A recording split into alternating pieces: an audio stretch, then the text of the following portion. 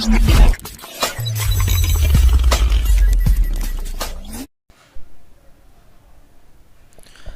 Students, नमस्कार, आदाब, अस्सलाम वालेकुम। मैं हूं आपके साथ वसीम और आप देख रहे हैं हमारा यूट्यूब चैनल जिसका नाम है ओनली फॉर कैरियर।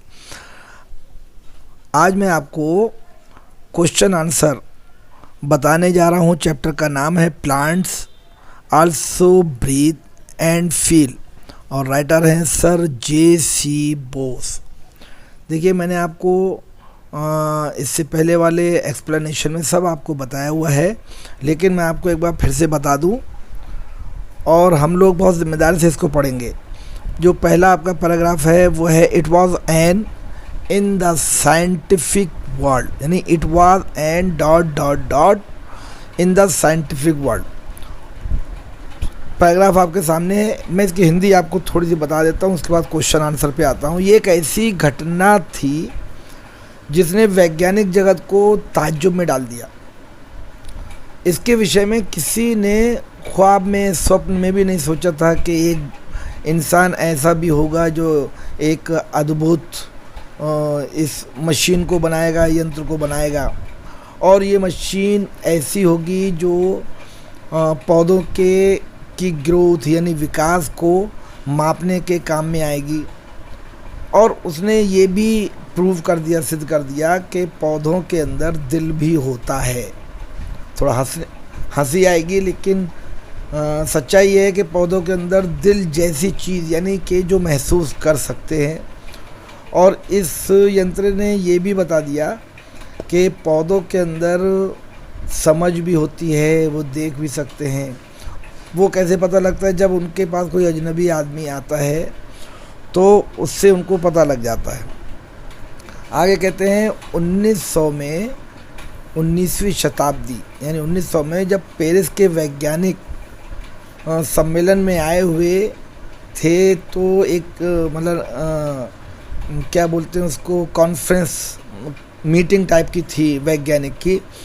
तो वे एक सम्मेलन में आए थे 1900 में, और उन्होंने जब इस यंत्र को देखा तो उनको बहुत ताज्जुब हुआ। और जब उसका प्रयोग बताया गया तो और वो सब लोग ताज्जुब में पड़ गए। तो उन्होंने एक ही चीज़ पूछी कि इस यंत्र का नाम क्या है और इसको किसने बनाया है। तो बताया गया इस यंत्र का नाम क्रिस्कोग्राफ है, और जवाब J.C. बोस साहब ने ही दिया कि इसके वैज्ञानिक का नाम जगदीश चंद्र बोस है। और फिर उन्होंने पूछा कहाँ बनाया गया है, तो पता लगा जवाब फिर जगदीश चंद्र बोस साहब ने दिया कि इसको इंडिया यानी भारत में बनाया गया है। जबकि उस वक्त 19वीं शताब्दी में भारत जो था कला, साहित्य और दर्शन शास्त्र के फील्ड के अंदर बहुत ही मशहूर था, बहुत महानता थी इसकी। और अब और उसको पॉपुलैरिटी मिल गई, महानता मिल गई, क्योंकि उसने 19वीं शताब्दी में इस यंत्र का प्रयोग भी कर दिया, जिससे अपने देश की काफ़ी वाहवाही हुई। लोगों ने इस देश को बहुत सराहा। चलिए पहला क्वेश्चन देखते हैं।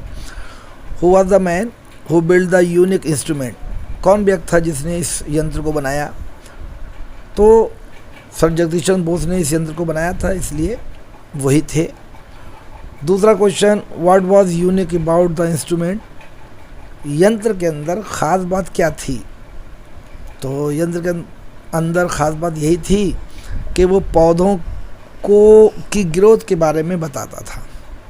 क्वेश्चन नंबर 3 देखिए, महान व्यक्ति यानी वो जो साइंटिस्ट थे कह रहे हैं कि why we are the great man amazed to see the instrument? उनको क्या ताज्जुब हुआ, क्यों ताज्जुब हुआ इस यंत्र को देखकर? तो इसलिए ताज्जुब हुआ क्योंकि ये एक यूनिक चीज़ थी, अद्भुत चीज़ थी, इस वजह से उसको देखकर बहुत ताज्जुब हुआ। Fourth question, what was the instrument called? क्या नाम था इसको क्या कहकर पुकारते थे? तो मैंने आपको बताया क्रिस्कोग्राफ। और पांचवा क्वेश्चन है, why were the scientist surprise to hear in India? जो वैज्ञानिक थे वो ये सुनकर ताज्जुब में क्यों आ गए कि ये यंत्र भारत में बनाया गया है? तो ये थे 5 क्वेश्चन छोटे छोटे से। अब मैं आपको बताता हूँ बी पैराग्राफ में ड्रॉप कर रहा हूँ, आप भी कुछ पढ़िए। अगर इसमें कोई आपको प्रॉब्लम आए तो आप मेरे कमेंट बॉक्स में लिखिए, मैं उसका आपको सलूशन भेजूँगा, ठीक है। बी पैराग्राफ भी ड्रॉप करूँगा और सी पैराग्राफ भी ड्रॉप करूँगा और डी पैराग्राफ मैं आपको बताता हूँ, क्योंकि बहुत लंबा है, आप भी थोड़ा जिम्मेदारी से देखिए। डी पैराग्राफ है, he realised dot dot dot dot approach of a stranger. देखिए पैराग्राफ आपके सामने, हिंदी में इसकी बताता हूँ। देखिए उन्होंने ये फील किया था कि निर्जीव वस्तुएं और सजीव वस्तुएं, ये दोनों वो जो वस्तुएं होती हैं, दोनों चीज़ें, इनके अंदर इक्वलिटी है, यानी समानता है। और इस बात का लोगों को यकीन दिलाना आसान नहीं था। क्यों? क्योंकि लोग जो उस वक्त के थे वो पुराने ख्यालातों के थे, पुरानी बातों पे हमेशा जमे रहते थे और वो ये नहीं चाहते थे कि हमारे ख्यालातों पे दूसरे ख्यालात हावी हो जाएं, यानी कोई हमारे ख्यालात को बदले, वो ये भी नहीं चाहते थे। उसके बाद भी बॉस ने उनको यकीन दिलाने की कोशिश की कि देखो भाई, जंतु, वनस्पति और जो खाने पीने की चीज़ें हैं, इनमें भी बहुत ही समानता है, यानी सब तकरीबन एक जैसी सोच रखते हैं। उन्होंने ये भी बताया कि जो पौधे होते हैं और जो खाने पीने का सामान होता है वो भी आज़ाद होते हैं, उन्हें भी थकावट होती है, वो भी कभी कभी उदास होते हैं और कभी कभी खुश भी होते हैं, यानी खुशी भी उनको होती है। और इन सब बातों को सुनकर लोगों ने उनका काफ़ी मजाक उड़ाया, लेकिन उनको किसी की मजाक का असर नहीं पड़ा और ना ही उन्होंने किसी की कोई बात गंभीरता से ली। क्यों?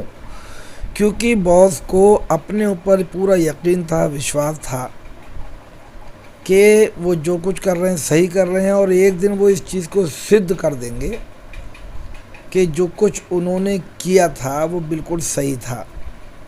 जैसे उन्होंने पहले शुरू में मशीन बनाई थी और उसके अंदर जब उन्होंने मतलब लोगों को बताया कि मैंने मशीन बनाई तो लोग भी उस पर काफ़ी ताज्जुब में आए थे। और उन्होंने इस मशीन का नाम क्या रखा था? क्रिस्कोग्राफ रखा था, जो पौधों की ग्रोथ या विकास के बारे में बताती थी। और ये पौधों के तंतुओं की जो हलचल होती ना, उसको 10,000 गुना बढ़ाकर दिखाती थी। और ये पौधों के अंदर पौधों की खाद या शोर या जो उसके अंदर जो और दूसरी चीज़ें होती हैं उसको भी सब बताती थी। और आखिर में क्रिस्कोग्राफ ने ये प्रूव कर दिया और सिद्ध भी कर दिया कि बॉस जो कुछ कर रहे थे सही थे, वो गलती पर नहीं थे। और उन्होंने ये भी सिद्ध कर दिया कि पौधों के अंदर दिल जैसी चीज़ भी होती है, उनके अंदर संवेदना शक्ति भी होती है, और ये भी कि पौधे देख भी सकते हैं। और जो प्रकाश की जो तरंगे होती हैं, वायरलेस की तरंगों के प्रतिक्रिया करते हैं, यानी कि वो जो वेव्स वगैरह आती हैं, जो सूरज की किरणें आती हैं, वो अगर पौधों के ऊपर तेज़ पड़ती हैं तो उसका भी रिएक्शन वो देते हैं, जैसे पौधे सूख जाते हैं। इस तरह से उन्होंने सिद्ध कर दिया कि पौधों के अंदर भी हम जैसी सोच होती है और अच्छा बुरा वो सोच सकते हैं। चलिए पहला क्वेश्चन देखते हैं। What was it that boss realized was difficult to convince other? कौन सी ऐसी चीज़ थी या किस वजह से लोगों को यकीन में लाना बहुत ही मुश्किल था? तो भाई वो इतना बढ़िया काम कर रहे थे, इतनी बढ़िया मशीन बना रहे थे, तो यकीन में एकदम लाना तो आसान नहीं था। Question number 2, why didn't people take Bose seriously? लोगों ने बॉस को गंभीरता से क्यों नहीं लिया? Why didn't people take Bose seriously, Bose को लोगों ने या लोगों ने बॉस को गंभीरता से क्यों नहीं लिया। उनको ऐसा लगता था कि बॉस जो है खाली हवा में तीर छोड़ रहे हैं, ऐसा कुछ है नहीं जैसा वो बता रहे हैं, इसलिए वो उनका मजाक उड़ाते थे। Question number 3, was boss confident of himself, क्या बॉस को अपने ऊपर पूरा यकीन था कि जो कुछ वो कर रहे हैं सही कर रहे हैं। तो जाहिर सी बात है उनको पूरा यकीन था। क्वेश्चन नंबर 4, व्हाट वाज किस्कोग्राफ मेंट फॉर, किस्कोग्राफ को क्यों बनाया गया था। तो आपने चैप्टर में पढ़ा है किस्कोग्राफ को ये दिखाने के लिए बनाया गया था कि पौधों में दृष्टि भी होती है, संवेदना भी होती है, और अगर उनकी तरफ कोई आता है तो उन्हें ये पता भी चल जाता है, इसीलिए किस्कोग्राफ को बनाया था। 5th question, what all facts could be proved by a किस्कोग्राफ, किस्कोग्राफ के ज़रिए से किन चीज़ों को सिद्ध किया जा सका। तो जाहिर सी बात है कि किस्कोग्राफ जब मशीन बन गई थी तो ये चीज़ सिद्ध हो गई कि सुभाष चंद्र बोस अपनी जगह पर जे.सी. बोस साहब अपनी जगह पर बिल्कुल सही थे और जो कुछ वो कर रहे थे वो सही था। अब आता है आपका F पैराग्राफ, ये है the story of this ... faith in the future. देखिए ये भी बहुत इम्पोर्टेंट पैराग्राफ है और इसमें जो बताया गया है ये भी एक बहुत ही अच्छी कहानी। महान वैज्ञानिक जिनका भारत के लिए बहुत बड़ा योगदान रहा, जे.सी. बोस साहब का भारत के लिए बहुत बड़ा योगदान रहा, लेकिन ये योगदान वो ये कहते हैं जे.सी. बोस साहब कि ये योगदान ये ख़त्म नहीं होता जब तक मैं अपने भारतीय लोगों को इसमें शामिल ना कर लूँ, उनकी प्रशंसा ना कर लूँ। उन्होंने अपने देशवासियों के ऊपर बहुत ही यकीन दिखाया है कि हमारे देशवासी बहुत ही समझदार हैं, और उनका ये भी यकीन था कि हमारे देशवासी किसी भी काम करने में पूरी तरह से सक्षम हैं। जैसे उनके फोर फादर्स ने जो किया था, उनके पूर्वजों ने जो किया था, इसी तरह से आज के हमारे देशवासी भी काम करने में सक्षम हैं। और फिर 1927 में जो एक समारोह हुआ था मैसूर विश्वविद्यालय में, उसमें भी सर जे.सी. बोस साहब ने प्राचीन लोगों के ऊपर, वैभव के ऊपर, प्राचीन जो कलाएं थीं, लोगों का जो टैलेंट था उसके ऊपर काफ़ी बोले थे। उन्होंने ये भी डिक्लेयर किया था कि आज भी हम उस काम को कर सकते हैं, लेकिन उसमें कुछ उन्होंने बताया कि हमारे पास आलस नहीं होना चाहिए। अगर हमारे पास आलस है तो हम किसी काम को कर नहीं पाएंगे। और उनका ये भी यकीन था, पूरी तरह से यकीन था कि एक इंसान सुखी नहीं हो सकता जब तक सब लोग सुखी ना हों। और जो हमारे देश के जो लोग हैं वो आने वाले वक्त में बिल्कुल ब्लाइंड फेथ यानी अटूट विश्वास रखें और अपना कदम आगे बढ़ाते रहें।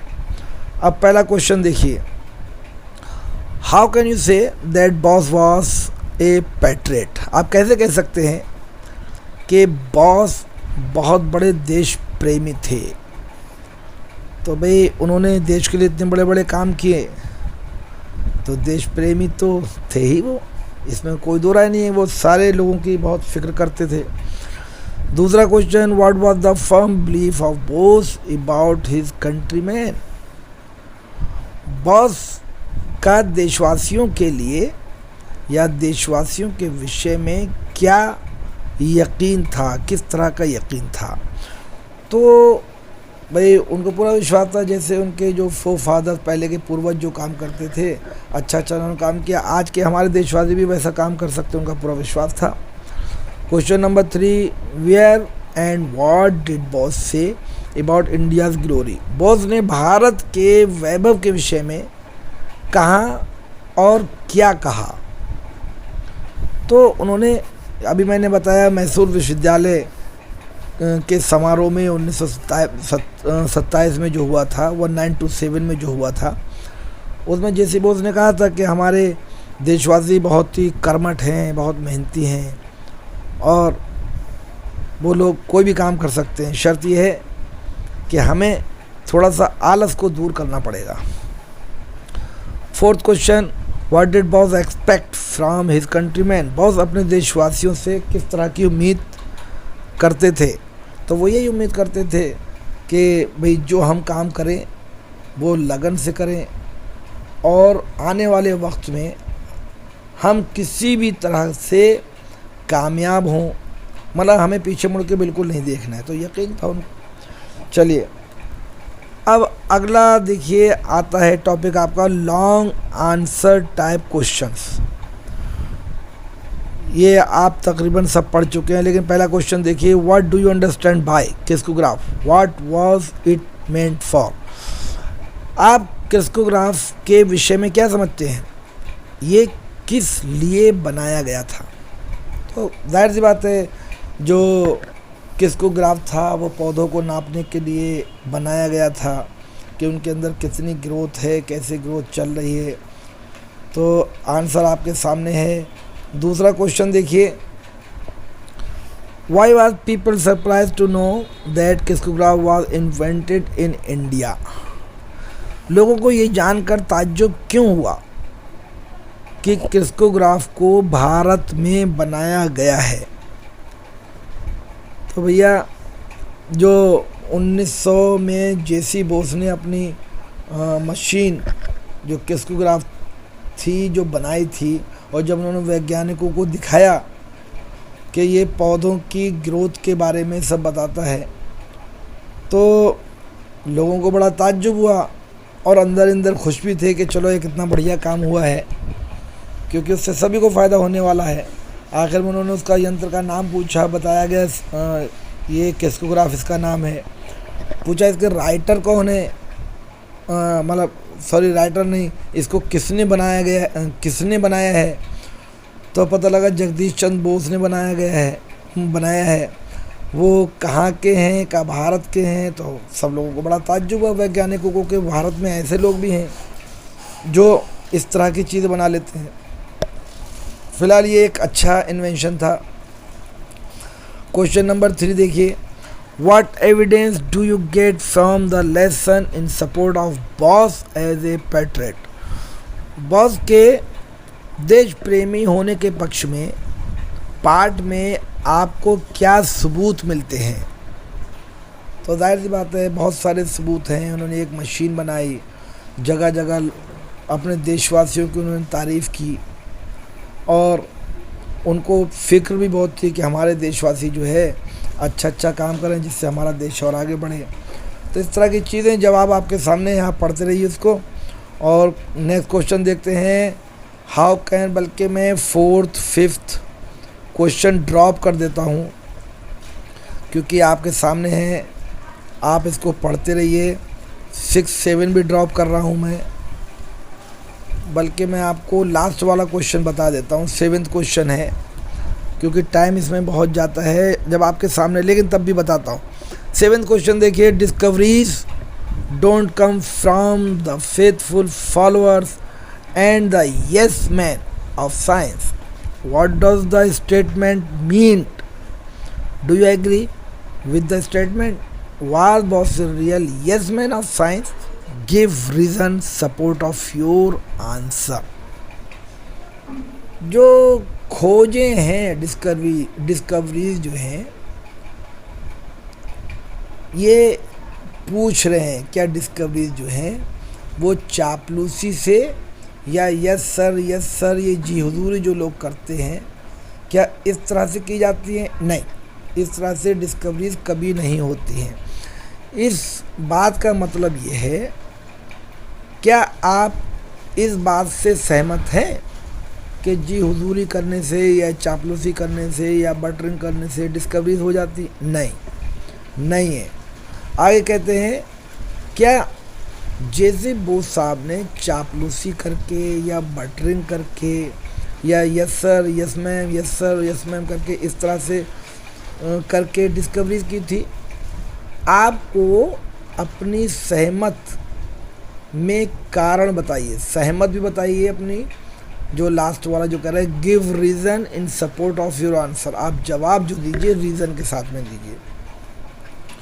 तो देखिए पूरा आंसर आपके सामने दिया है, लेकिन मैं आपको बता देता हूँ, ये बात तो सच है कि जो भी डिस्कवरीज होती हैं वो बटरिंग करके किसी की मक्खन लगाने से नहीं होती है। और जो लोग डिस्कवरीज करते हैं वो नई नई खोजें करने के लिए बहुत मेहनत करते हैं। बॉस जो थे सर जेसी बोस साहब जो थे, उन्होंने कभी किसी की चापलूसी नहीं की, कभी उन्होंने किसी को बटरिंग नहीं की, ज़बरदस्ती सच को सही, गलत को सही और सही को गलत, उन्होंने कभी कुछ नहीं। जो सच है वो सच कहा। और उन्होंने जो विद्रोह किया था वो भी विद्रोह नहीं था, वो अपने माइट इज़ राइट, जिसकी लाठी उसकी भैंस, उसके लिए नहीं, वो एक सच्चाई के लिए लड़ रहे थे कि अगर मैं मेहनत कर रहा हूँ तो मुझे मेरे हिसाब से वेजेस मिलना चाहिए, मेरी सैलरी मिलना चाहिए। जैसे आप देखिए पहले गैलीलियो और न्यूटन जो थे वो भी इस तरह का काम करते थे। लोग कहते थे देशद्रोही हैं, काम गलत करते हैं, विद्रोह कर रहे हैं, लेकिन ऐसा था नहीं। उन्होंने हमेशा काम ऐसा किया जिससे लोगों को फ़ायदा हो। उन्होंने ये भी बताया कि भाई पौधे और धातु जो हैं हमें बेजान लगते हैं, लेकिन इनकी भी फीलिंग्स होती हैं, वे थक भी सकते हैं, निराश भी हो सकते हैं, खुश भी हो सकते हैं। और इस चीज़ के ऊपर लोगों ने उनका मजाक भी उड़ाया, लेकिन वो इस चीज़ को सिद्ध करने के लिए पीछे नहीं हटे, और इसी वजह से उन्होंने क्रिस्टोग्राफ मशीन बना ली ताकि वो अपने सिद्धांत को सिद्ध कर सके, और सिद्ध कर दिया। अब आता है आपका शॉर्ट आंसर टाइप क्वेश्चंस। पहला question, which instrument was made by J C Bose, किसको ग्राफ बनाया था? क्वेश्चन का जो जवाब था जेसी बोस द्वारा कौन सा यंत्र बनाया गया था? Crescograph. Question 2, what was so special about the instrument, यंत्र के विषय में विशेष क्या था, क्या स्पेशल था? तो भैया ये जो था यंत्र पौधों का मेजरमेंट करता था, उसके ग्रोथ को नापता था। और question 3, why did people laugh at boss, लोगों ने बॉस का मजाक क्यों उड़ाया? जब उन्होंने लोगों को बताया कि भाई पौधे थकते भी हैं और खुश भी होते हैं, तो लोगों ने इनका मजाक उड़ाया। Question number 4, what did boss notice about the wireless receiver, boss ने वायरलेस रिसीवर के विषय में क्या ध्यान किया? तो बॉस ने यही ध्यान किया कि वायरलेस रिसीवर से हम थक जाते हैं, लेकिन अगर हम वायरलेस रिसीवर कुछ टाइम के लिए अपने से दूर कर दें तो हम पुरानी पोजीशन में, यानी कि पुरानी ताकत हमें मिल जाती है। Question number 5, what did Bose realized about the plants, Bose ने पौधों के विषय में क्या महसूस किया? तो बॉस ने यही महसूस किया कि उनके अंदर दिल भी होता है, वे थक भी सकते हैं, खुश भी हो जाते हैं।